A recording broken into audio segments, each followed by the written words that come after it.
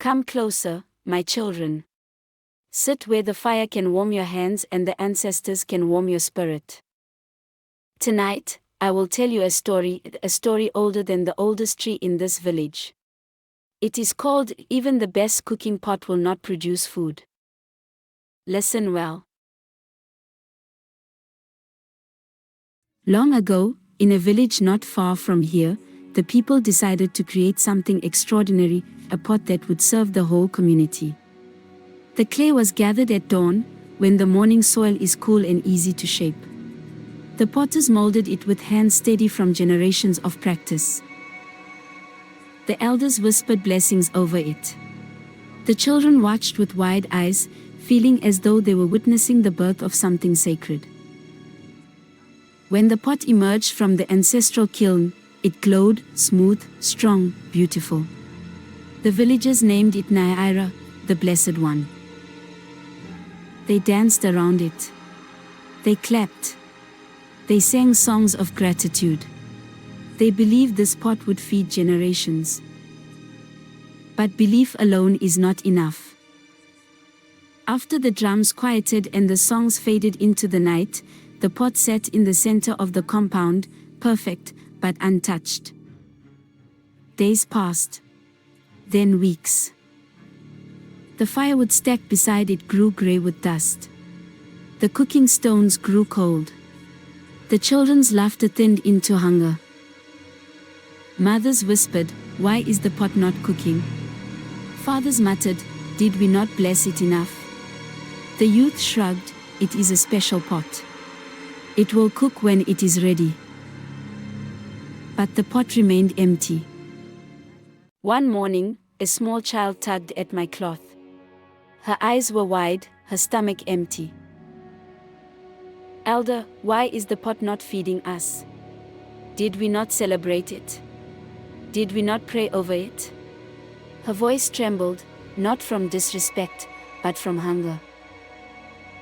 I took her hand. "Come," I said softly. "Let us go to the pot." We walked slowly, our footsteps echoing in a village that had forgotten its own strength. When we reached the pot, I tapped its side. It answered with a hollow sound, a lonely sound that carried across the compound. People turned. Mothers paused mid-stir. Fathers lowered their tools. The youth stopped their games. The old ones leaned forward. They pretended not to listen, but the truth was already pulling at their hearts. The child asked again, "Elder, why is it empty?" I knelt beside her and said, "My child, this pot is perfect, but it is not magic." A murmur rippled through the crowd. No one has placed water in it. No one has gathered yams. No one has lit the fire. No one has stirred the stew. The villagers stiffened. Some looked at the ground. Some looked at the sky. Some looked at their own hands, hands that had done nothing. The pot was not the one failing them. They were failing the pot. A heavy silence fell, the kind that makes even the fire hold its breath. Then, slowly, one villager stepped forward with a calabash of water. Another brought yams.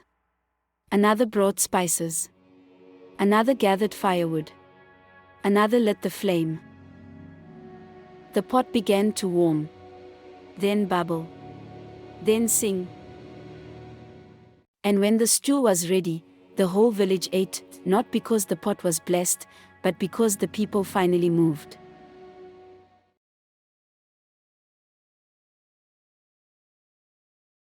So hear me, my children.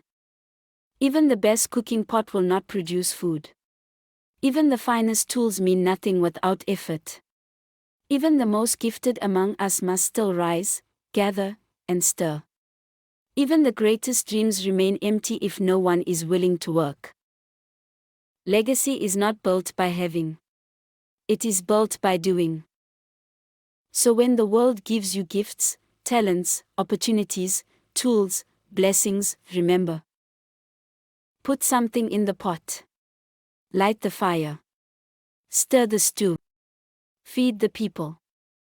Stay intentional. Keep rising. This is Africa Ascending.